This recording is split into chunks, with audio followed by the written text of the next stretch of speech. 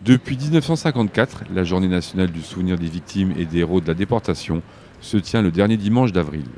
À Mézières-les-Messes, les porte-drapeaux, les autorités civiles et militaires, la population, Robert Paul, président de la Fédération nationale des déportés, internés, résistants et patriotes et résistants à l'occupation, Angelo Manza, président de la CMF-NAM, et Jean Knos, président du Souvenir français, ainsi que le premier magistrat, étaient présents au pôle libérateur.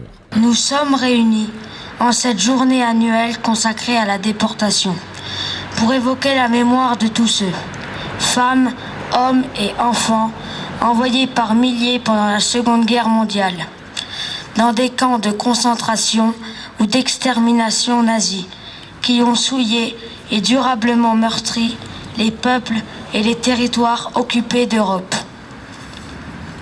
Nous renouvelons notre hommage au courage dont ont fait preuve les déportés, en particulier ceux qui, face aux souffrances de l'épuisement physique auxquelles ils étaient confrontés et à la menace permanente de la torture et de la mort, n'ont pas renoncé à l'espoir et ont su rester des êtres humains.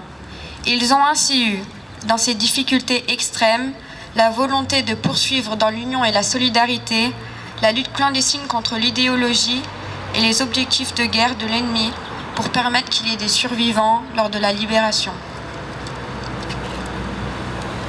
Les déportés, derniers rescapés de l'horreur absolue, de la barbarie nazie, expriment leur légitime inquiétude à l'égard d'une Europe aujourd'hui divisée, traversée et habitée par la résurgence de mouvements nationalistes, alors que sa vocation doit être de garantir la paix et la prospérité des pays qui la composent. L'Europe, aujourd'hui, n'a plus le choix. Elle est celle de la mémoire de millions d'êtres humains sacrifiés par une idéologie perverse.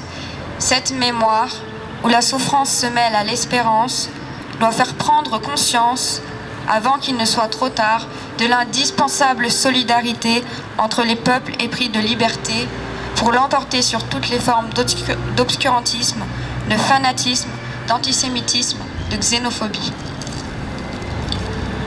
Le rappel de l'action des déportés dans les camps de la mort doit aller bien au-delà d'une journée symbolique.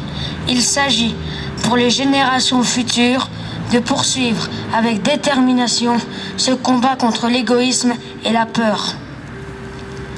C'est ainsi que l'hommage aux déportés prendra tout son sens pour construire un avenir de paix, de fraternité et de respect de la dignité humaine.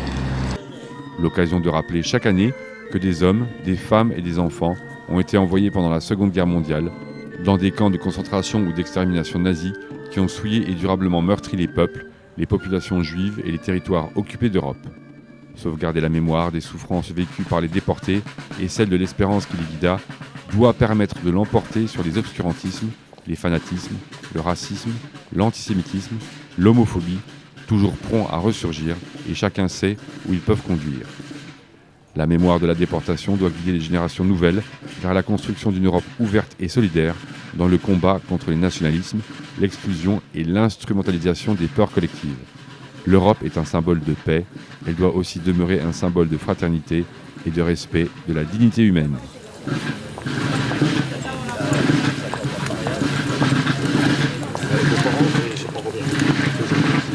Je t'avais pas reconnu. Les déguisés.